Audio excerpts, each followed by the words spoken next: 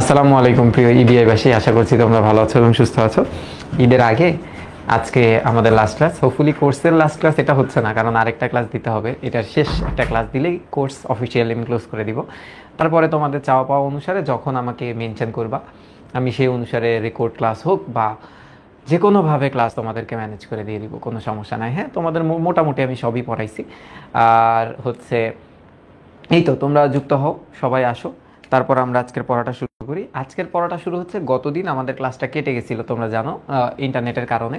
তো সেখান থেকে আমরা শুরু করতেছি, অর্থাৎ দ্বিতীয় দৃশ্য এবং তৃতীয় দৃশ্য, তৃতীয় অঙ্কের। ঠিক আছে, এই দ্বিতীয় দৃশ্যে আমরা দেখব যে আসলে যুদ্ধের প্রস্তুতিটা, মানে পলাশির প্রান্তরে যেখানে নবাব হেরে যাবে আর কি, সেখানে যুদ্ধের আগ মুহূর্তের যে প্রস্তুতি, সেটা সম্পর্কে আমরা ধারণা পাবো দ্বিতীয় দৃশ্যে। আর তৃতীয় দৃশ্যে যেটা হবে, সেখানে নবাব প্রায় হেরে যাবে এমন একটা অবস্থা। নবাবের দ্য ব্রেভেস্ট সোলজার বাংলার, অর্থাৎ মীর মর্দান, সে মারা পড়বে এবং নবাব পালিয়ে যাবে, একটা সিনারিও আমরা পাবো এই জায়গাটায়। ঠিক আছে, তো তোমরা সবাই যুক্ত হও, তারপরে আমরা পড়াটা শুরু করে দিব। ঠিক আছে, আমরা যেটা দেখি সেটা হচ্ছে নর্মালি আগের দুইটা অঙ্কে যেটা হলো সেটা হচ্ছে 3টা করে দৃশ্য ছিল। এই অঙ্কে দৃশ্য কিন্তু 4টা, কিন্তু ছোট ছোট।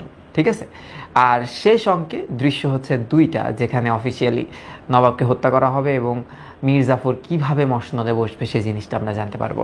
তো আমি একটু ক্লাসটা খুঁজি, আমি একটু দেখি। এই অঙ্কে ওকে, ঠিক আছে, ঠিক আছে, ওকে, আসো এখন। সবাই একটু আসুক ক্লাসটাতে, আমরা শুরু করব পড়াটা।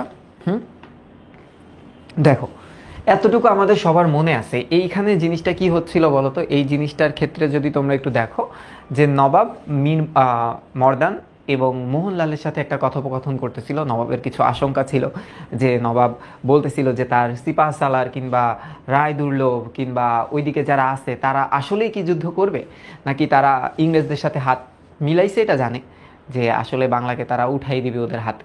এরকম একটা সিদ্ধান্তহীনতায় নবাব ভুগতেছিল যে আসলে করবোটা কি। হ্যাঁ, তো এমন মুহূর্তে আমরা দেখলাম এখানে একটা বন্দি কোমর মানে মীর জাফরের গুপ্তচর উমর বেগের ভাই আর কি, তো ইনি আসছিল। এখন আমরা এই জায়গায় পড়াটা শেষ করছিলাম। দেখো, আমি তোমাদেরকে বলতেছিলাম, হ্যাঁ, এই জায়গায় দেখো, খেয়াল করো, মীর মর্দান একটা কথা বলতেছে। কি কথা দেখো, ইংরেজ সৈন্য লক্ষ্যবাগে আশ্রয় নিয়েছে। অর্থাৎ ইংরেজরা তো যুদ্ধের জন্য প্রিপেয়ার হয়ে আছে, দুই পক্ষই যুদ্ধের জন্য প্রিপেয়ার হয়ে আছে।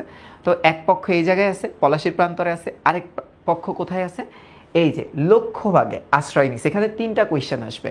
এক হচ্ছে, খেয়াল করো, ইংরেজ সৈন্য কোথায় আশ্রয় নিছে? হ্যাঁ, এখানে। আর ক্লাইভ ও তার দলবল, ক্লাইভ ও তার দল বল কোথায় আশ্রয় নিছে? এই 2টা প্রশ্ন খুবই গুরুত্বপূর্ণ। হ্যাঁ, এই 2টা প্রশ্ন খুবই গুরুত্বপূর্ণ। তো আমি তোমাদেরকে একটা একটা করে উত্তর দিই। লক্ষ্যবাগ এখানে আশ্রয় নিছে কে? সৈন্যরা, ইংরেজ সৈন্যরা। আর ক্লাইভ ও তার সেনাপতিরা কোথায় উঠছে? গঙ্গা নদীর তীরে। হ্যাঁ, ছোট বাড়িতে, গঙ্গা নদীর তীরে। ওকে, এবার একটু দেখো, এখান থেকে প্রায় 1 ক্রোশ দূরে, অর্থাৎ নবাবরা যেখানে আছে, হ্যাঁ, নবাব যেখানে আছে হ্যাঁ, তার থেকে প্রায় 1 ক্রোশ দূরে। তো ক্রোশ কথাটা আমরা বিলাসী রচনায় পাইছিলাম। হ্যাঁ, মানে 2 মাইলের কিছু দূর বেশি। এবার একটু দেখো, আচ্ছা, সিরাজ বলতেছে তোমাদের ফৌজ মানে কি? সৈন্য। হ্যাঁ, সৈন্য সাজাবার আয়োজন করা শেষ তো। মানে কাকে বলতেছে এটা বলতেছে হচ্ছে মীর মর্দান ও মোহনলালকে। হ্যাঁ, মোহনলালকে। ওকে, এবার একটু আসো, মীর মর্দান এবং মোহনলালকে। এবার কি বলতেছে দেখো, মীর মর্দান তখন একটা কাজ করছে। যদি মনে আছে, আমরা বাহুবলী যখন দেখছিলাম না, তোমাদের বাহুবলীর কথা মনে আছে?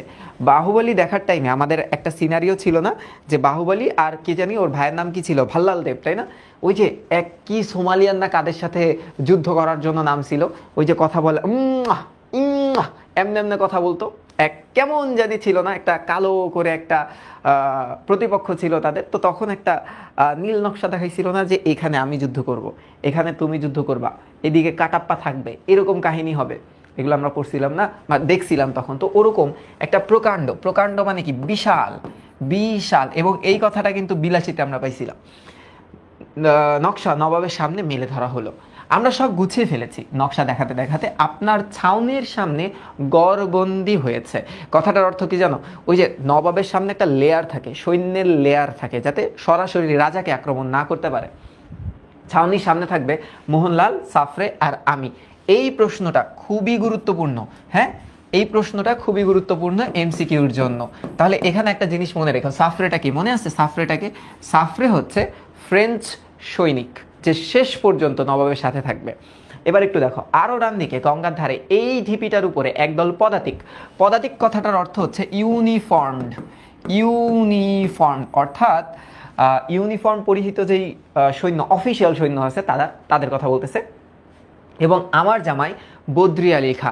তার মানে এখানে একটা প্রশ্ন অনেক সময় আসে যে বদ্রি আলী, হ্যাঁ, আলী খা এইটা কে?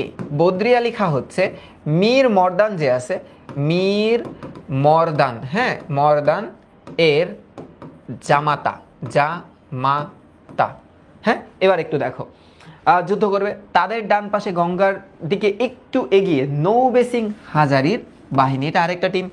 বাঁ দিক থেকে লক্ষ্যভাগ পর্যন্ত অর্ধচন্দ্রাকার সেনাবাহিনী সাজিয়েছেন সিপাহসালার, রায়দুল্লভরাম আর ইয়ার লুৎফুখা। এরা সব বাটপার। অর্ধচন্দ্রাকার মানে এইরকম শেপে, হ্যাঁ, এইরকম শেপে। আচ্ছা, এবার একটু দেখো, সিরাজ নকশার কাছ থেকে সরে এসে একটু পাইচারি করলেন। কত বড় বড় শক্তি, তবু তুচ্ছ মনে হচ্ছে মীর মর্দান। বলতেছে আমার সাথে কত বড় বড় শক্তি আছে, সেনাবাহিনীর সেরা সৈন্য মীর জাফরও আমার সাথে আছে, কিন্তু আসলে এরা আমার সাথে শেষ পর্যন্ত থাকবে না। এরা সবাই আমার সাথে বেইমানি করবে। এরা সবাই আমার সাথে কি, পুরা বাংলার সাথে এরা বেইমানি করবে। ঠিক আছে, এরপরে দেখো, এরপরে কি বলতেছে খেয়াল করে একটু ভালো মতো।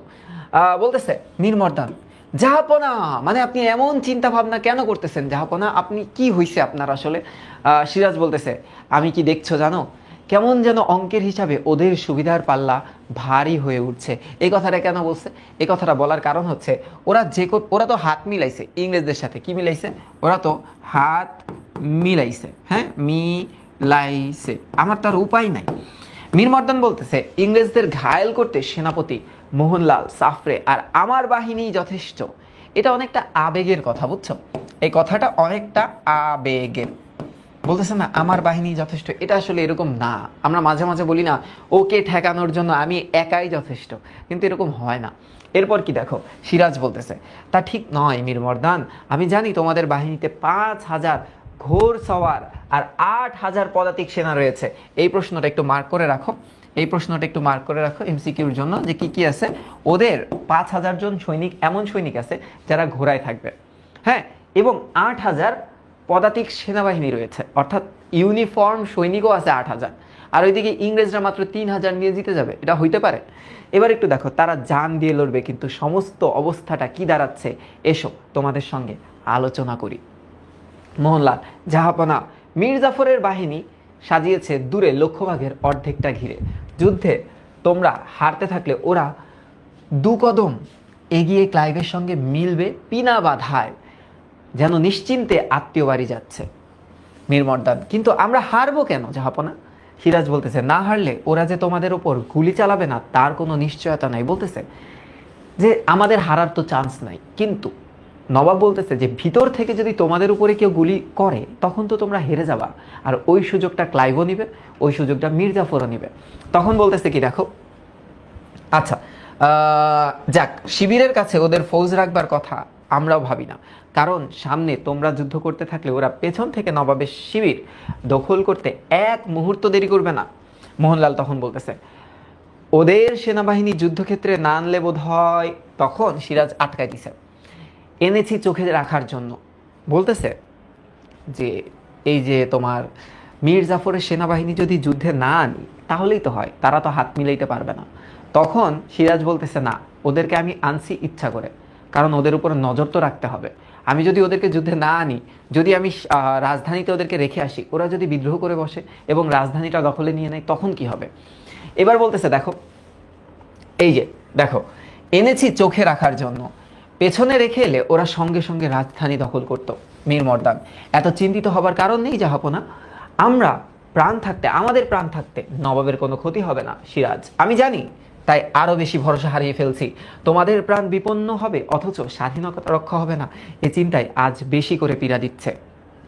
এখন নর্মালি যেটা হয় যে যুদ্ধ করতে গেলে রাজাকে অত সহজে মারা হয় না, রাজাকে বন্দি করা হয়, হ্যাঁ, কিন্তু রাজার আশেপাশে যে মানুষগুলো থাকে তাদেরকে হত্যা করা হয়। এই ব্যাপারটা কিন্তু সবসময় আমরা দেখি। এবার কি বলতেছে দেখো, মোহনলাল, আমরা জয়ী হব জাহাপনা। সিরাজ, পরাজিত হবে?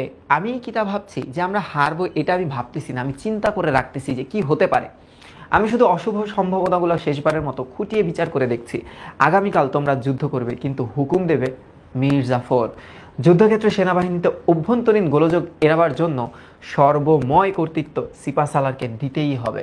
ধরো এখন এমন হয় না যে আমরা তামিলের অনেক সিনেমা দেখি না বলো, তো একজনকে মুখ্যমন্ত্রী বানাতে সবাই আগ্রহী, তো সেও রাজি যে আমি মুখ্যমন্ত্রী হব। এমন টাইমে দেখা যায় যে আরেকজনকে পার্টি মুখ্যমন্ত্রী বানায় দেয়। তখন কি হয়, আমার যত দলবল আছে তারা বিদ্রোহ ঘোষণা করে দেয় না?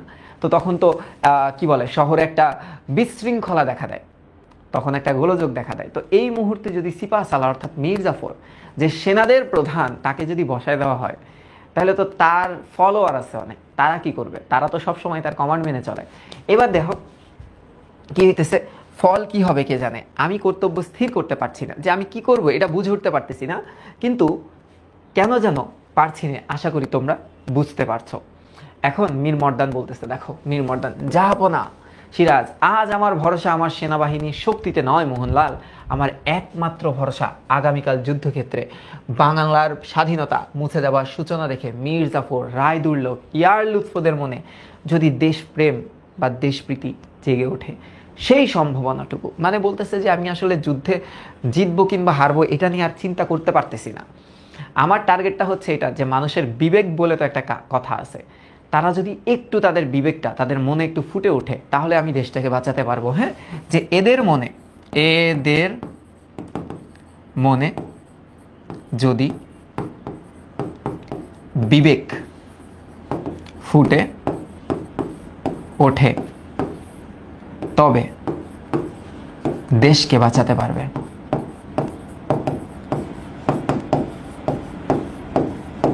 বুঝা গেছে? সিম্পল, একদম সিম্পল।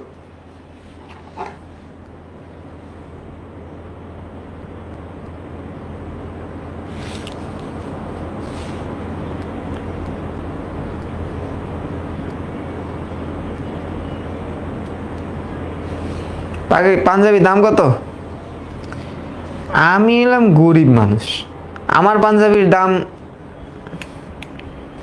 জিজ্ঞেস করে লাভ আছে রে? এটা কত নিছে? এটা মনে হয় 4000 টাকা নিছিল। কই তোদের ক্লাস? 200 কত নিছে? হ্যাঁ হ্যাঁ, এরকমই হবে, 3700 থেকে 4000-এর মধ্যে মনে হয়। এবার আসো, এবার কি বলতেছে দেখো, এইবার কাহিনী শুরু দেখো। হ্যাঁ, প্রহরী বলতেছে, একজন প্রহরী, হুজুর এই লোকটাকে নবাবের ছাউনির দিকে এগোবার চেষ্টা করছিল, একটাতে ধরে নিস। হ্যাঁ, কোমরকে ধরে আনছে, দুষ্ট কোমর ধরে আনছে। এবার দেখো সঙ্গে সঙ্গে মোহনলাল বন্দির কাছে এগিয়ে এসে নবাবকে যেন আড়াল করে দাঁড়ালো। মানে ধরো একটা লোক ঢুকে পড়ছে নবাবের সামনে, তো এখন যুদ্ধের মুহূর্তে, নবাবরে যে কোনো টাইমে মাইরে দিতে পারে। তখন মোহনলাল কি করছে, মোহনলাল নবাবের সামনে দাঁড়াইছে যাতে আক্রমণটা তার উপরে হয়। এরকমই লয়্যালটি ছিল আগে। এখন কি বলতেছে দেখো, নবাব দুপা এগিয়ে এলেন, তারপর অপর দিক থেকে মীর মর্দান বন্দির এক পাশে দাঁড়ালো, মানে বন্দিটাকে আসলে বন্দি করে ফেলালো, যে ইউ আর অ্যারেস্টেড। কি বলবো বলো? বন্দি সকাতর ক্রন্দনে, মানে কাতর সহকারে সে কাঁদতেছে, আমি পলাশী গ্রামের লোক হুজুর, রশনি দেখতে এখানে এসেছি। রশনি মানে কি? আলো। আলো মানে যখন যুদ্ধের প্রিপারেশন নিবে, নর্মালি এই মাঠে, একটা মাঠে তো আলো অন্ধকার থাকে, ওই টাইমে তো আরো অন্ধকার থাকে, তখন তো কেরোসিনের লাইট, হারিকেন টারিকেন এইসব ছিল, আগুন জ্বালায় রাখতো। তো এরকম আলো দেখে ওর একটু মনে হয়েছে যে যাই দেখে আসি ওখানে কি হচ্ছে, মেলা টেলা হচ্ছে নাকি। এবার দেখো মোহনলাল তল্লাশি করো, ওকে তল্লাশি করো। এখন তল্লাশি করে কিছুই পেল না। কি বলতেছে দেখো, কিন্তু একে সাধারণ গ্রামবাসী বলে মনে হচ্ছে না জাহাপনা। মীর মর্দান বাইরে নিয়ে যাও একে, কথা আদায় করো। দেখি দেখি, এ তো কোমর বেগ জমাদার। এটা কি? এটা তো কোমর। হ্যাঁ, মীর জাফরের গুপ্তচর ওমর বেগের ভাই, এও গুপ্তচর, মারো একে, মেরে ফেলো। এরকম একটা সিনারি হচ্ছে, ঠিক আছে? তাহলে এই ক্যারেক্টারটাকে, এই চরিত্রটাকে একটু মনে রাখতে হবে। চরিত্রটাকে মনে রাখা লাগবে, মনে রাখা লাগবে, ঠিক আছে? এই চরিত্রটাকে মনে রাখা লাগবে। এটা একটু মনে রেখো, এটা একটু মনে রেখো।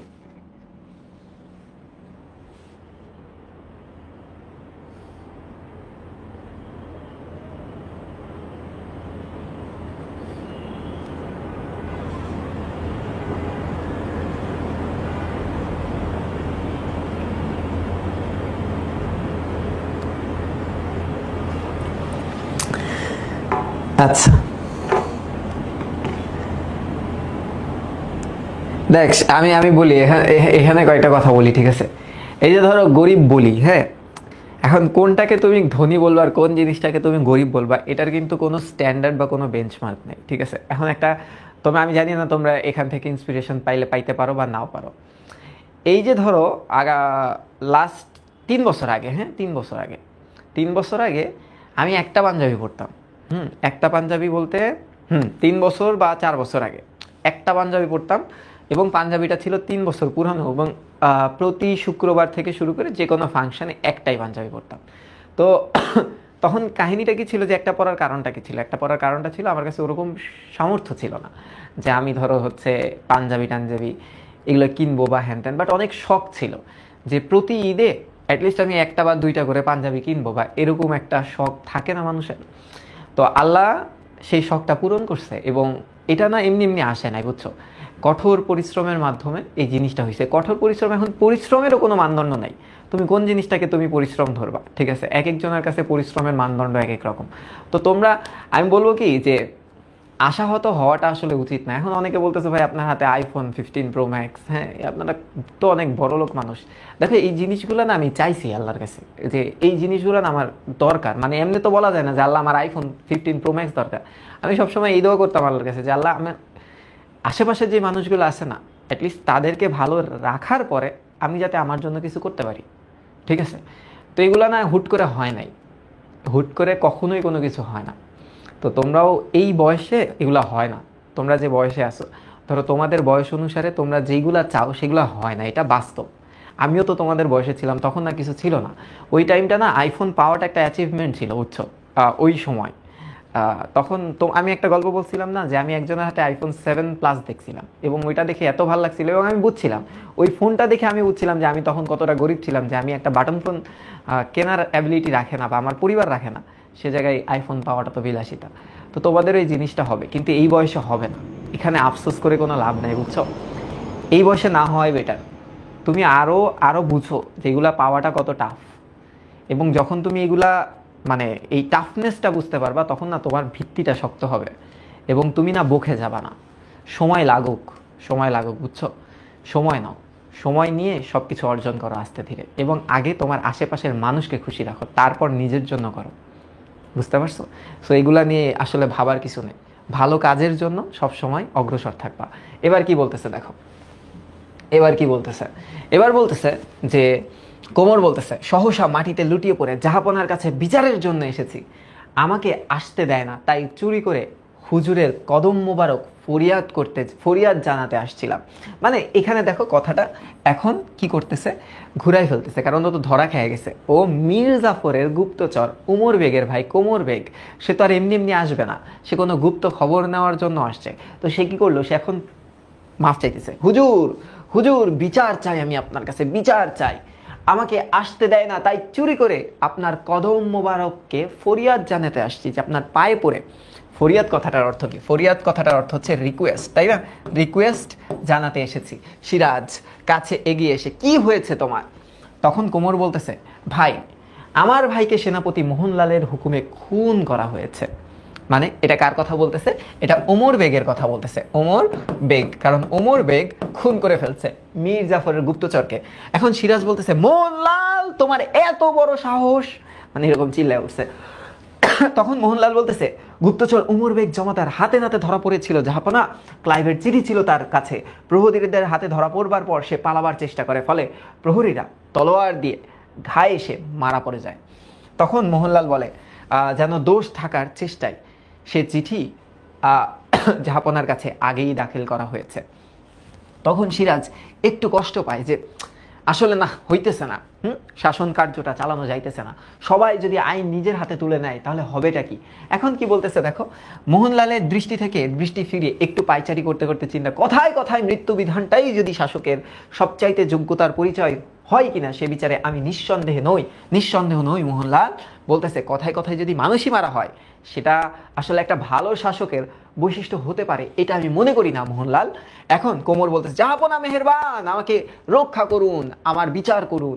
তখন সিরাজ বলতেছে, একে নিয়ে যাও, কাল যুদ্ধ শেষ হবার পর একে মুক্তি দেবে। তার মানে সিরাজ মনে মনে ভাবতেছে যে যুদ্ধ শেষ হলে হয়তো আমাদের জিতার চান্স আছে। এখন কোমর রুদ্ধ স্বরে, এই কি জাহাপনার বিচার? সিরাজ, আমি জানি এখানে এ অবস্থায় শুধু ফরিয়াদ জানাতেই আসবে, এতটা নির্বদ্ধ তুমি নয় যে আমি জানি তোমাকে এখন ছাড়া যাবে না এবং আমি তোমাকে বিচার দিতে পারবো না, কারণ এই মুহূর্তে তুমি যে শুধু বিচার নিয়ে আমার কাছে আসবা এই গ্যারান্টি আমি তোমার থেকে পাচ্ছি না।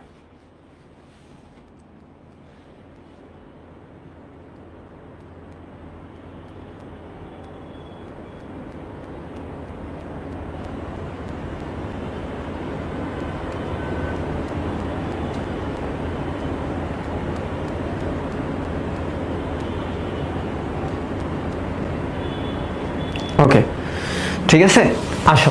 এইবার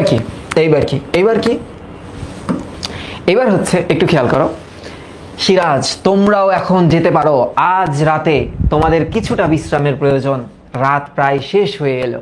মোহনলাল মীরমর্দান বেরিয়ে গেল। সিরাজ পায়চারি করতে লাগলেন সোরাহি মানে পানির পাত্র। ওই যে আগে আমার এই জিনিসগুলো অনেক ভালো লাগে, মাটির কলসি, তারপরে হচ্ছে মাটির গ্লাস, প্লেট। আমি কিনছিলাম একটা মাটির প্লেট, আমি ভাবছিলাম মাটির প্লেট মনে হয় কয় টাকা হইব, 10-15 টাকা হইব। ও মা, মার্কেটে যাই দেখি এটার দাম রাখছে আমার থেকে 500 টাকা। পরে কিনছি, আর কি শখ ছিল মাটির পাত্রে ভাত খাবো, কিনছি। এবার একটু আসো, কি বললো, পানি ঢেলে কোথায় একটা প্যাঁচা ডেকে উঠলো। সিরাজের উৎকর্ণ হয়ে তা শুনলেন। উৎকর্ণ মানে কান, আমরা দেখি না উৎকণ্ঠ, আর উৎকর্ণ মানে কি, কানটা একটু অগ্রসর করে সে শোনার চেষ্টা করলো। কি যেন ভেবে রেহেলে রাখা, রেহেল মানে কোরআন, দেখবা অনেকের বাসায় দেয়ালে কোরআন শরীফ রাখার খুব সুন্দর একটা জায়গা থাকে, ওইটা রাখা। কোরআন শরীফের কাছে গিয়ে জায়নামাজে বসলেন, কোরআন শরীফ তুলে ওষ্ঠে ঠেকিয়ে, মানে ঠোঁটে ঠেকিয়ে রেহেলের ওপরে রেখে তা পড়তে লাগলেন। এবার একটু দেখো, দূর থেকে আজানের ধ্বনি ভেসে এলো। সিরাজ কোরআন শরীফ মুড়ে রাখলেন। তখন তোমরা দেখবা যে যখন হচ্ছে ফজরের নামাজ হয় তখন একটা লাইন আমাদের মুয়াজ্জিনেরা পড়েন যে ঘুমের থেকে ইবাদতটা শ্রেষ্ঠ, তাই না? যেমন আসসালাতু খয়রুম মিনান নাওম, খুব সুন্দর লাগে শুনতে।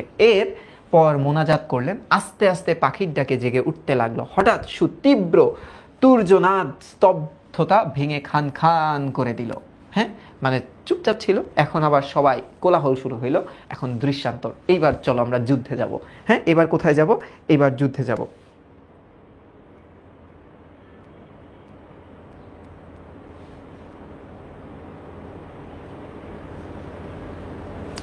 হ্যাঁ, মাটির জিনিসের দাম অনেক, আসলে দাম অনেক। এবার আসো, আসলে শখের তো দাম লাখ টাকা, বুঝো না? হ্যাঁ, অ্যাটলিস্ট আমি তোমাদের সেই দোয়া তোমাদের জন্য আমি করতে পারি। দোয়া করতে কার্পণ্য করি না, ঠিক আছে? মানে যে এমন হয় না যে ধরো আমার থেকে যদি তোমরা ভালো হয়ে যাও তখন কি হবে, আমার থেকে যদি তোমরা বেস্ট হয়ে যাও তখন কি হবে, তখন আমার প্রাউড হবে। সোজা সাপটা অ্যান্সার। আমার পোলাপাইনগুলা মানে আমি তোমাদের নিজের ভাই বোনের মতো দেখি, তো আমার ভাই বোন যদি ভালো হয়, আরও ভালো হয়, তাই এটা তো আমার জন্য প্রাউডের ব্যাপার। আমি সেই দোয়া করি যাতে তোমাদের সবার মনের ইচ্ছাগুলো পূরণ হয়। আর মনের ইচ্ছা পূরণ করতে যে কি পরিমাণ শান্তি লাগে, যেমন এটা হচ্ছে আমি কিছুদিন আগে কিনছি, তোমাদের রাসেল ভাই আর আমি কিনছি। হ্যাঁ, প্রায় লাখখানেক টাকার একটা ফোন। হ্যাঁ, তো কিনতে চাই নাই, অনেক ভাবছি যে এটা কি কিনবো, এটা কি কেনার দরকার আছে। তখন সানি ভাই থেকে শুরু করে সবাই বলতেছে যে কেন, একটা কাজ কর কেন। আমার না এই ফোনের থেকে আমার আগের যে ফোনটা ছিল না, iPhone 13, প্রথম আইফোন ছিল আমার, ওইটা কিনছিলাম মনে হয় 60-67 হাজার টাকা দিয়ে। হ্যাঁ, প্রথম ইবিআর পেমেন্ট পাই কিনছিলাম। তো ওইটার প্রতি না অনেক টান আছে, কিন্তু সমস্যা কী হয়েছে, টানা 2 বছর চালানোর পর ওটার ব্যাটারি হেলথ একদম 75% নেমে আসছে। আর মানে বুঝো একটু যে একটু পিছাই গেছে তোমার হিসাবে, মডেল হিসাবে। তো তারপর না ওই খুশিটা আমার লাগে নাই এটা কেনার পরে, যেটা কেনার সময় প্রথমে লাগছিল, ওই যে প্রথমটা কেনার টাইমে। তো সবসময় দেখবা ইচ্ছা না আস্তে আস্তে কমতে থাকে, বুঝছো? তোমার কাছে সব আসবে একটা টাইমে, তুমি যদি সৎ থাকো নিজের প্রতি। আমি বলতেছি নিজের প্রতি সৎ থাকো, যে নিজের প্রতি সৎ থাকতে পারে সে অন্যকে ধোকা দিতে পারে না। আমি বলি না অন্যের প্রতি সৎ থাকো। আরে ভাই, তুই তো নিজের প্রতি সৎ না, তাহলে অন্যের প্রতি সৎ কেমনে থাকবি? এর জন্য ওই যে আরেকটা কথা বলি, আগে নিজেকে ভালোবাসতে হয় অন্যকে ভালোবাসার আগে। আমি যদি আমাকে ভালোবাসতে পারি তাহলে আমি অন্য কাউকে কষ্ট দিতে পারবো না। তো এই ব্যাপারগুলো একটু খেয়াল রাখো। হ্যাঁ, মোটিভেশন আসলে কারোর দিয়ে হয় না, নিজের মোটিভেশন নিজে হইতে হয়। তো এবার আসো, তো দোয়া করি তোমরা যাতে সব কিছু তোমাদের নিজের থেকে করতে পারো। হ্যাঁ, এবং একটা পর্যায়ে যায়, এখন না, এখন তোমরা তোমাদের মা বাবার কি বলে কাছেই থাকবা, তাদের কাছে তাদের সাথেই থাকবা। তারা যতটুকু তোমাদের পারবে ততটুকুই তোমাদের দিবে। এখানে আফসোসের কোনো সুযোগ নাই, এখানে তোমাদের বাবা মার কোনো দোষ নাই। বাবা মা যেরম রাখছে বেস্ট রাখছে। আর তুমি যদি ওরকমই থাকো, নিজেকে আপডেট না করতে পারো, তবে এটা তোমার দোষ যে তুমি ওরকম আসো, তোমার অ্যাম্বিশনগুলো ছোট। ঠিক আছে, এবার আসো। আর কখনো দামি পাঞ্জাবি পরা, দামি আইফোন কেনা যাতে কারোর অ্যাম্বিশন না থাকে, এটা খুব ছোট অ্যাম্বিশন। এমন স্বপ্ন দেখো যেগুলো না সহজে অ্যাচিভ করা যায় না, তার কাছাকাছি যাওয়া যায়। সবসময় মানুষ বলে যেটা পাওয়া যায় সেই স্বপ্নই দেখো। আরে না, স্বপ্ন লিমিটলেস দেখো, তাহলেই না একটু নিজের কি বলে বাউন্ডারিটা ক্রস করে বের হয়ে যেতে পারবা। ঠিক আছে, এবার আসো। এইবার খেলা শেষের দিন, 23শে জুন, আমাদের ইতিহাসের সাথে খুব বাজেভাবে জড়িত একটা তারিখ। বাজেভাবে বলতেছি কেন, আমাদের স্বাধীনতাটা আসলে সেদিন তার সূর্যাস্ত হয়। হ্যাঁ, পলাশীর যুদ্ধক্ষেত্র। এবার আগে কিন্তু যুদ্ধের নাম হতো কেমন জানো, বদর প্রান্ত, বদর যুদ্ধ বলতাম না, ওই জায়গাটার উপর ডিপেন্ড করে যুদ্ধ হইতো। ঠিক আছে, এবার একটু দেখো, তার মানে এর যুদ্ধগুলার নাম প্রাচীন যুগে জায়গার নামের উপরে রাখা হতো। তো এখন 1957 সাল 23শে জুন, দ্যাট বিখ্যাত ডে, মঞ্চে প্রবেশের পর্যায় অনুসারে সিরাজ আছে, প্রহরী আছে, সৈনিক আছে, দ্বিতীয় সৈনিক আছে, তৃতীয় সৈনিক আছে, মানে একাধিক সৈনিক এখানে কাজ করতেছে, যুদ্ধ করতেছে। সাফরে মোহনলাল, রাইসুল জুলাহা, নারায়ণ সিং, মনে আছে এই ক্যারেক্টারটা? খুব মজার একটা ক্যারেক্টার ছিল, কিন্তু সে গুপ্তচর, সিরাজের গুপ্তচর। এবং এই গুপ্তচরটা এবার মারা পড়বে, তাকে গুলি করে হত্যা করা হবে। ক্লাইভ আছে, একদম শেষ পর্যায়ে আসে রাজবল্লভ আসে, মীর জাফর আসে, সব বাটপার। ইংরেজ কিছু সৈনিকগণ আসে। এবং মনে রাখতে হবে এই জায়গায় মীর মর্দান নাই, কিন্তু মীর মর্দান, তার জামাতা, সবাই এই জায়গায় মৃত্যুবরণ করে। ঠিক আছে, এবার শুরু হল গোলাগুলির শব্দ, যুদ্ধ, কোলাহল। সিরাজ নিজের তাঁবুতে অস্থিরভাবে পাইচারি করতেছে, অস্থিরভাবে, যে হায় রে কি হইতেছে। তখন তো আর ইন্টারনেট নাই যে লাইভ হইতেছে আমি দেখতেছি, ওই ওই মার, ওই মার, সালি ভাই মারেন, ওরে মারেন, এরকম তো হইব না, তাই না? তখন তো ওয়েট করতে হয়, কারণ ওই দূরে যুদ্ধ হইতেছে। দূরবীনও তখন ছিল না মনে হয়, দেখার কোনো ওয়ে নাই। কোনো একজন বার্তাবাহক আসতো, বলতো, এভাবে আপডেটগুলো পাওয়া যেত। সিরাজ উৎকণ্ঠিত, কি খবর সৈনিক, কি খবর, কি হচ্ছে, জানাও আমাকে। এখন সৈনিক বলতেছে যুদ্ধের প্রথম মহড়ায় কোম্পানির ফৌজ, হ্যাঁ ফৌজ পিছু হটে গিয়েছে, লক্ষ্য ভাগে আশ্রয় নিছে। তার মানে এখান থেকে বলতে পারি সামান্য একটু লিড পাওয়া গেছে। হ্যাঁ, সামান্য একটু লিড পাওয়া গেছে এই জায়গায়। হ্যাঁ হ্যাঁ, মানে বাঙালির একটু আগায় মনে হচ্ছে আমাদের। সিপা সালার সেনাপতি রায়দুল্লভ এবং ইয়ার লুৎফখার সৈন্য যুদ্ধে যোগ দেয়নি, শেষ। খেলা কিন্তু এই জায়গায় শেষ। হ্যাঁ, যে তারা যদি যুদ্ধে যোগ না দেয় তাহলে ইংরেজদের পাল্লা ভারী। তাহলে কাদের পাল্লা ভারী? ইংলিশদের, হ্যাঁ, দের পাল্লা ভারী। এবার কি বলতেছে দেখো, সৈনিক সিরাজ বলতে, মীর মর্দান এবং মোহনলাল কোথায়? তখন সৈনিক বলতেছে ওরা শত্রুদের পিছু হটিয়ে লক্ষ্যভাগের দিকে এগিয়ে যাচ্ছে, যে ওরা অ্যাটাকটা করছে, ফার্স্ট অ্যাটাকটা করছে। এখন সিরাজ বলতেছে আচ্ছা যাও, হ্যাঁ তোমরা যাও। দ্বিতীয় সৈনিক বলতেছে দুঃসংবাদ জাহাপনা, দুঃসংবাদ। কি? সেনাপতি নৌবে সিং হাজারি ঘায়েল হয়েছে।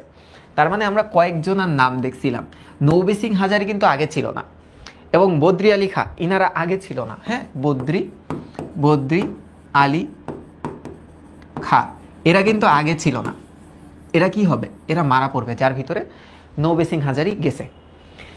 সিরাজ কঠোর স্বরে যাও এখান থেকে।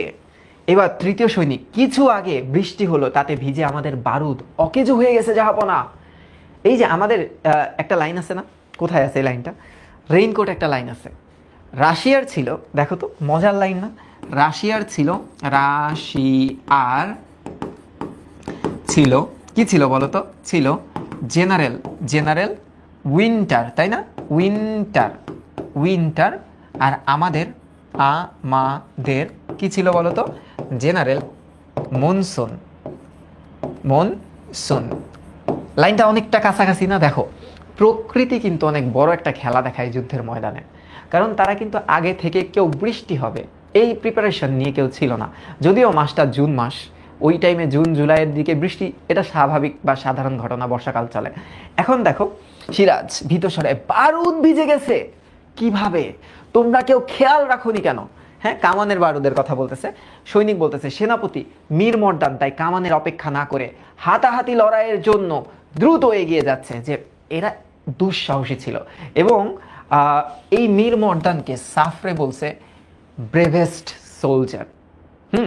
ব্রেভেস্ট সোলজার বলছে তাকে, ব্রেভেস্ট সোলজার বলছে তাকে। আচ্ছা, এখন সিরাজ বলতেছে, আর কোম্পানির ফৌজ যখন কামান ছুড়বে তখন কি হবে, ওকে হাতে হাতে যুদ্ধ করে পারবে, পারবে না। তৃতীয় সৈনিক, শত্রুদের সময় দিতে চান না বলেই সেনাপতি মীর মর্দান শুধু তলোয়ার দিয়েই সামনে এগোচ্ছেন। প্রথম সৈনিক, সেনাপতি বদরি আলী খান নিহত হয়েছে জাহাপনা, যুদ্ধের অবস্থা খারাপ, যে আমরা পারছি না আর। হ্যাঁ, তার মানে এই যে বদরি আলী খান, এটা কে ছিল, তার সাথে এই মীর মর্দানের কানেকশনটা কি বলতো, তার সাথে মীর মর্দানের কানেকশনটা কি, এই কানেকশনটা কি, হ্যাঁ কি এটা। এবার কি দেখো, প্রথম সৈনিক সিরাজ, না যুদ্ধের অবস্থা খারাপ হয় না, বদরি আলী খাঁ ঘায়েল হলে, যে না যুদ্ধের অবস্থা খারাপ হতেই পারে না, আমাদের সাথে এখনো মোহনলাল মীর মর্দান আছে। হ্যাঁ, মানে সাহস যোগাইতেছে, মীর মর্দান মোহনলাল আছে। প্রথম ও তৃতীয় সৈনিকের প্রস্থান, হঠাৎ যুদ্ধ কোলাহল কেমন যেন আর তো চিৎকারে পরিণত হলো। মানে এখানে একটা সিনারিও হবে, এখানে একটা সিনারিও হবে যে একজন মারা যাবে, মীর মর্দান মারা যাবে, তার আগে সবাই চুপ হয়ে গেছে। একটু দাঁড়াও,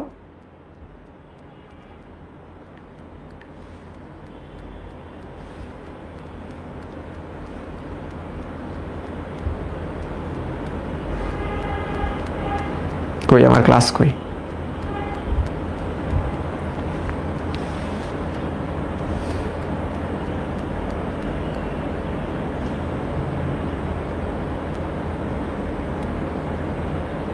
ওকে ভেরি গুড। এবার দেখো, হ্যাঁ সিরাজ কি হলো, টুলের উপর দাঁড়িয়ে দূরবীন দিয়ে যুদ্ধক্ষেত্রের অবস্থা দেখার, বাইকটা ছিল মনে হয়, তো টুলের উপর দাঁড়ায় দেখতেছিল, এই কিসে, এই কিসে, এদিক এদিক আমারে কিসে। এবার দেখো সিরাজ দ্রুত এগিয়ে এসে, কি খবর সাফরে, আমাদের পরাজয় হয়েছে নাকি? এখন সাফরে আসছে, সাফরে এসে কুর্নিশ করছে, এখনো হয়নি ইয়োর এক্সিলেন্সি, কিন্তু যুদ্ধের অবস্থা খারাপ হয়ে উঠেছে। সিরাজ, শক্তিমান বীর সেনাপতি, তোমরা থাকতে যুদ্ধে হার হবে কেন, যাও যুদ্ধে যাও সাফরে, জয় লাভ করো। এবার কি বলতেছে দেখো, সাফরে বলতেছে, আমি তো ফ্রান্সের শত্রুদের বিরুদ্ধে লড়ছি জাহাপনা, ফ্রান্সের শত্রুদের বিরুদ্ধে দরকার হলে যুদ্ধক্ষেত্রে আমি প্রাণ দেব। এই ফ্রান্সের শত্রুকে, ফ্রান্সের শত্রু হচ্ছে ইংল্যান্ড, হ্যাঁ ইংল্যান্ড বা ব্রিটিশ ইংল্যান্ড, ওদের কিন্তু একটা যুদ্ধ কিন্তু সবসময় ছিলই। হ্যাঁ, ওই যে ওয়েলিংটনের একটা যুদ্ধ ছিল না, তোমার হচ্ছে সরি ওই যে কি বলে এটাকে, নেপোলিয়ন। নেপোলিয়ন তো ছিল হচ্ছে ফ্রান্সের, এবং তাদের সাথে যুদ্ধটা হয়েছিল ডিউক অফ ওয়েলিংটন। হ্যাঁ, এটা বেলজিয়ামের জানি কই হয়েছিল, ভুলে গেছি, নামটা মনে পড়তেছে না। যুদ্ধ হয়েছিল একটা, তো ব্যাটেল ফিল্ডে যুদ্ধ হয়ে হেরে যায়। ওদের সাথে জাতিগত বিদ্বেষটা অনেক আগে থেকেই ছিল, আর এটা তো ব্যবসায়িক বিদ্বেষটা তো বাংলাতেও ছিল ওদের, ঠিক আছে। তো বলতেছে, আমি তো ফ্রান্সের শত্রুর বিরুদ্ধে লড়তেছি। বাংলার শত্রু কারা, ইংলিশ, ফ্রান্সের শত্রু কারা, ইংলিশ বা ইংল্যান্ডের লোকজন, তাহলে কমন শত্রু, তা আমরা বন্ধু হয়ে যাই। হ্যাঁ, এবার কি বলতেছে দেখো, কিন্তু আপনার বিরাট সৈন্যবাহিনী চুপ করে দাঁড়িয়ে আছে, স্ট্যান্ডিং লাইক পিলার্স, যে আপনি তো হেরে যাবেন নবাব, আপনার সৈন্য চুপ করে দাঁড়ায় আছে, কারণ এটা কার কন্ট্রোলে আছে বলতো, এগুলো তো সেই বাটপার অর্থাৎ মীর জাফরদের কন্ট্রোলে আছে। কন্ট্রোল, মীর জাফরদের কন্ট্রোলে আছে। সিরাজ বলতেছে মীর জাফর রায় দুর্লভকে বাদ দিয়েও তোমরা লড়াইয়ে জিতবে, আমি জানি তোমরা জিতবেই। সাফরে বলতেছে আমাদের গোলার আঘাতে কোম্পানির ফৌজ কিছুটা পিছু হটে লক্ষ্যভাগে আশ্রয় নিচ্ছিল, এমন সময় বৃষ্টি এলো, হঠাৎ জাফর আলী খাঁর আদেশ দিলেন এখন যুদ্ধ হবে না। দেখছো, তার মানে প্রধান সেনাপতি বলেই দিছে যুদ্ধ আর হবে না, তখন তার যুদ্ধ করবে না, কারণ যুদ্ধক্ষেত্রে তো রাজা নাই, যুদ্ধক্ষেত্রে তো সেনাপ্রধান আছে, সেনাপ্রধানের কমান্ডই তো মানবে। এবার কি বলতেছে, মোহনলাল যুদ্ধ বন্ধ করতে চাইলেন না, কিন্তু সিপা সালারের আদেশ পেয়ে টায়ার্ড সোলজার্স যুদ্ধ বন্ধ করে শিবিরে ফিরতে লাগলো। সুযোগ পেয়ে সঙ্গে সঙ্গে কিলপ্যাট্রিক, মনে আছে কিলপ্যাট্রিকের কথা মনে আছে, ওই যে তোমার হচ্ছে কি বলে দ্বিতীয় দৃশ্যে যখন নবাব সবাইকে ভাগায় দেয়, তখন ওই যে ফোর্ট উইলিয়াম জাহাজে এই কিলপ্যাট্রিক কিন্তু পরিকল্পনা করতেছিল। এবার কি বলতেছে, আমাদের আক্রমণ করেছে, মীর মর্দান তাদের বাধা দিচ্ছিলেন, কিন্তু বৃষ্টিতে ভিজে বারুদ অকেজো হয়ে গেলে তাকে এগোতে হচ্ছে কামান ছাড়া, অ্যান্ড দ্যাট ইজ ডেঞ্জারাস। দ্বিতীয় সৈনিকের প্রবেশ কিছু না বলে চুপ করে দাঁড়িয়ে রইল। এবার একটা দুঃসংবাদ, এবার একটা দুঃসংবাদ দিবে। চুপ করে দাঁড়ায় আছে না, তখন নবাবের একটু ভয় লাগতেছে যে আসলে কি হইল। এখন দেখো সিরাজ কি সংবাদ, সিরাজ অধৈর্য হয়ে কাছে গেলেন এবং ঝাঁকুনি, এই বলো কি হয়েছে। তখন সে বলতেছে সেনাপতি মীর মর্দানের পতন হয়েছে জাহাপনা। মীর মর্দান কিন্তু খালি হাতে যুদ্ধ করতে গেছিল, মোহনলাল কিন্তু খালি হাতে যুদ্ধ করতে গেছিল। দ্বিতীয় সেনাপতি মীর মর্দানের পতন হয়েছে। সাফে হোয়াট, মীর মর্দান কিল্ড। সিরাজ যেন আচ্ছন্ন, মীর মর্দান শহীদ হয়ে গেছে। এখন সাফরে বলতেছে the bravest soldier is dead. সব থেকে সাহসী সৈনিকই মৃত্যুবরণ করলো। আমি যাই ইয়োর এক্সিলেন্সি, আপনাকে কথা দিচ্ছি ফরাসিরা প্রাণপণে যুদ্ধ করবে।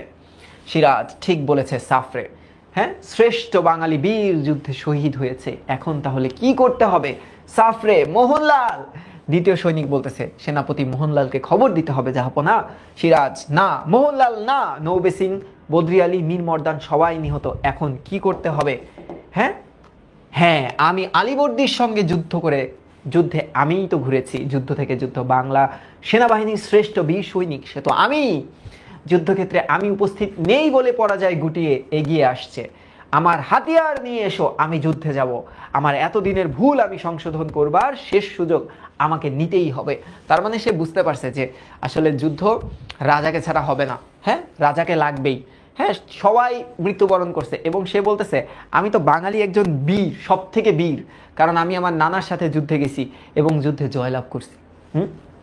মোহনলাল, না জাহাপনা না, আপনি কেন যাবেন। সিরাজ, মোহনলাল বলতেছে পলাশিতে যুদ্ধ শেষ হয়েছে জাহাপনা, এখন আর আত্মাভিমানের সময় নেই, আপনাকে অবিলম্বে রাজধানীতে ফিরে যেতে হবে। তার মানে এখানে হার নিশ্চিত, হার কিন্তু নিশ্চিত হয়ে গেছে, নবাবেরা হেরে গেছে, হার নিশ্চিত। সিরাজ, মীর জাফরের কাছে একবার কৈফত কি চাইবো না আমি। এ কন, কি সুন্দর নাম্বার, দেখি ধরি, সুন্দর নাম্বার তো, সুযোগ দিই। হ্যালো,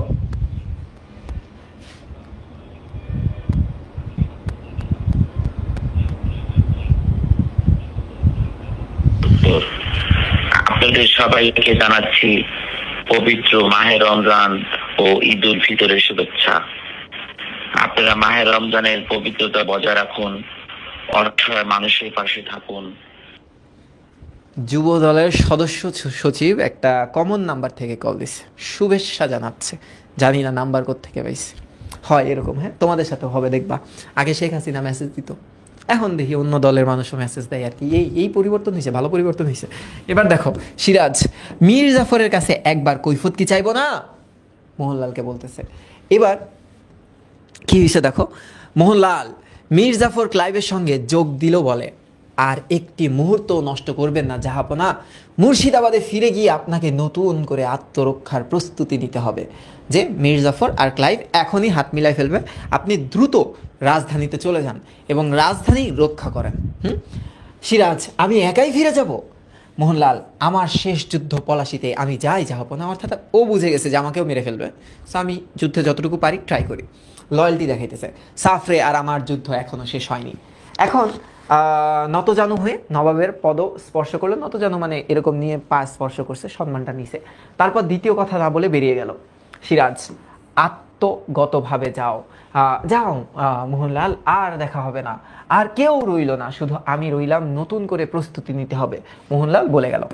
সৈনিক, দেহরক্ষী অশ্বরোহীরা প্রস্তুত জাহাপনা, আপনার হাতেও তৈরি, আপনি চলেন, আমরা এখন রাজধানীর উদ্দেশ্যে যাব। সিরাজ, চল।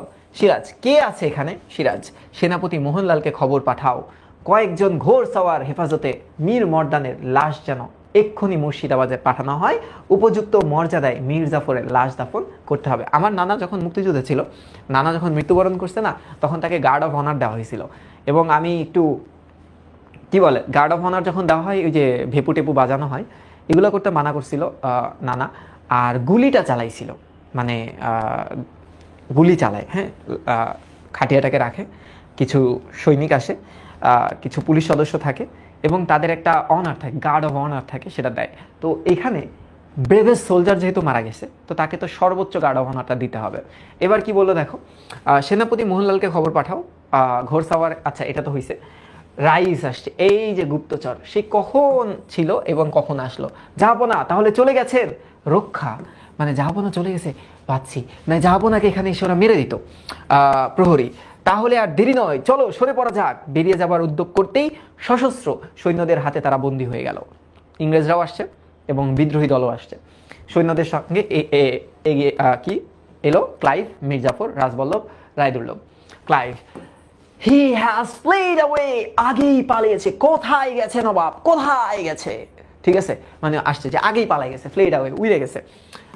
ক্লাইভ, রাইসুল জুহালাকে বুটের লাথি মেরে এই ঠাস, ও পড়ে গেছে। ঠিক আছে, এরপর কি হয়েছে দেখো, কোথায় গেছে Nawab? Say quickly, if you want to leave say quickly, হ্যাঁ, আমাকে বলো কোথায় গেছে, বাঁচতে হলে জলদি করে বলো।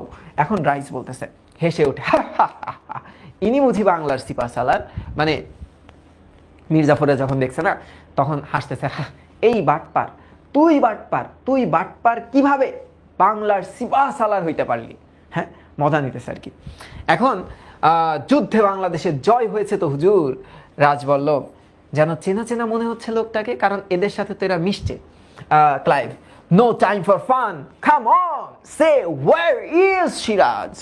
এখন রাইস বলতেছে, নবাব সিরাজউদ্দৌলা এখনো জীবিত, এর বেশি কিছু জানি না। রাজবল্লভ, চিনেছি, এ তো সেই রাইসুল জুলাহা, মানে ও তো জুহালা, ও তো আগে হচ্ছে তোমার পরচুলা বা এইসব দিয়ে থাকতো, দেখো টান মেরে পরচুলা খুলে ফেললো, মানে পরচুলা মানে আলগা চুলটা টান মেরে খুলে ফেললো, তখন তোকে চেনা যাইতেছে। এবার বলতেছে Clive, he must be a spy, সে হয়তো একটা গুপ্তচর। এখন মীর জাফর বলতেছে, নারায়ণ সিং, এ তো নারায়ণ সিং, এ নবাবের প্রধান গুপ্তচর। ক্লাইভ, গুলি করো ওকে, হিয়ার এন্ড নাও, তাড়াতাড়ি গুলি করো। দুজন গোরা সৈনিক, অর্থাৎ ইংলিশ সৈনিক, নবাবের পরিত্যক্ত আসনের সঙ্গে পিঠ মোড়া করে নারায়ণ সিংকে বাঁধতে লাগলো। মানে নবাব যে জায়গায় বসেছিল, তার একটা সিংহাসনের মতো চেয়ার ছিল, ওই জায়গায় তাকে পিঠ মোড়া করে, মানে উল্টা করে বাঁধছে, টাইট করে বাঁধছে।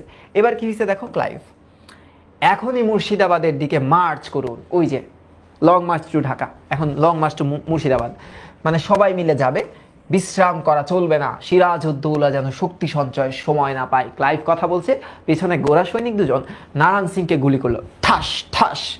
মীর জাফর, রাজবল্লভ, রায়দুর্লভ নিদারুণ শঙ্কিত, ওরাও একটু ভয় পেয়ে গেছে। কি, ক্লাইভ অবিচল, ক্লাইভ যেরকম ছিল ওরকমই আছে। গুলিবিদ্ধ নারায়ণ সিং এর দিকে তাকিয়ে সহজ কণ্ঠে বলল ক্লাইভ, গুপ্তচরকে এইভাবে সাজা দিতে হয়। নারায়ণ সিং তখন মৃত্যুস্মিত কণ্ঠে, মানে মরা মরা কণ্ঠে বলতো, এদেশকে ভালোবেসেছি, গুপ্তচরের কাজ করেছি দেশের স্বাধীনতার খাতিরে, সে কি বেঈমানের চেয়ে খারাপ, মুনাফিকের চেয়ে খারাপ? ঝিমিয়ে যেতে লাগলো হঠাৎ একটু সতেজ হয়ে, তবু ভয় নেই, সিরাজউদ্দৌলা বেঁচে আছে। এখন ক্লাইভ বলতেছে গোরা সৈনিক দুটিকে, how do you kill idiots, যে তুমি কিভাবে মারছো, কথা কেন বলতেছে? যখন মারবে শুট স্ট্রেট ইনটু হার্ট, যে একদম হৃদয়, হৃৎপিণ্ডে মারবে, এমন করে মারবে যেন সঙ্গে সঙ্গে মরে যায়। পিস্তল বার করলো, সে নিজের পিস্তল বার করলো এবং ঠাস ঠাস করে ধরো গুলি চালাই দিছে। নারায়ণ সিং বলতেছে, ভগবান সিরাজউদ্দৌলাকে রক্ষা। আর তখনই ক্লাইভ নিজে গুলি করবার সঙ্গে সঙ্গে নারায়ণ সিং এর কি হলো, মৃত্যু হয়ে গেল। তাহলে বোঝা গেছে? ডান, লেখো ডান। বোঝা গেল? দেখি কমেন্ট দেখি।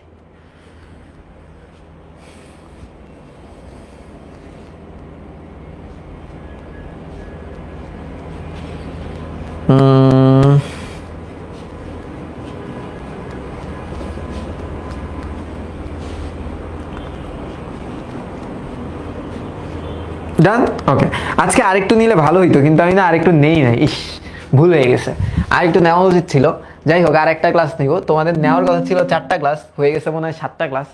সমস্যা নেই, ক্লাস বাড়লে সমস্যা নেই, যতটুকু প্রপার এডুকেশন থাকে বা প্রপারলি বুঝতে পারো সেটাই হচ্ছে টার্গেট। এখন কালকে তো, আজকে তো প্ল্যাটফর্ম বন্ধ হয়ে যাবে, কালকে চাইলেও প্ল্যাটফর্মের বিরুদ্ধে যেহেতু আর ক্লাস নিতে পারবো না, আরেকটা ক্লাস লাগবে। এবং আজকে রাতে ইবিআই 3.0 লঞ্চিং হচ্ছে। তোমাদের যারা 2.0-তে আছে তাদের কোনো প্রয়োজন নেই আসলে 3.0-তে যাওয়ার, একই জিনিস। তারপরও যদি তোমরা চাও, মূল্যটা একই রাখা হয়েছে, হয়তো বা 1860 ছিল 1899 রাখা হয়েছে আর কি, হ্যাঁ, তো প্রায় কাছাকাছি আর কি।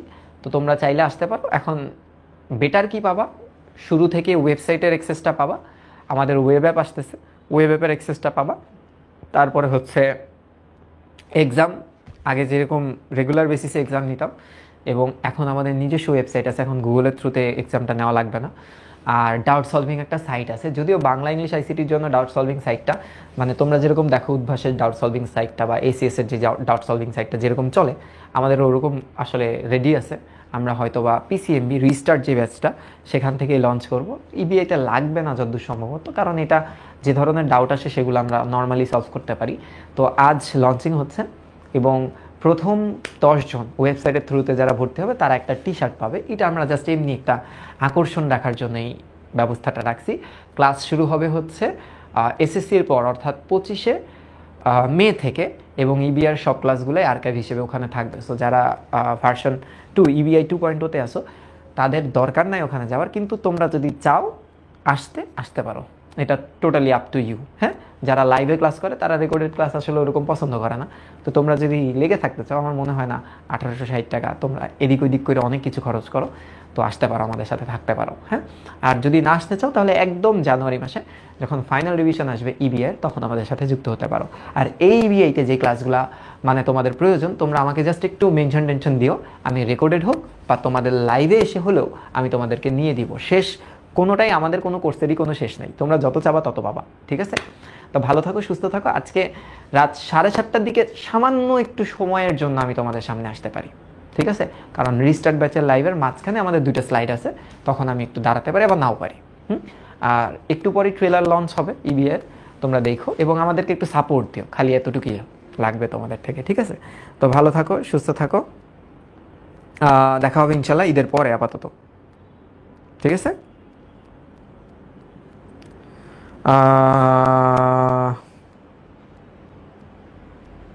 আসসালামু আলাইকুম।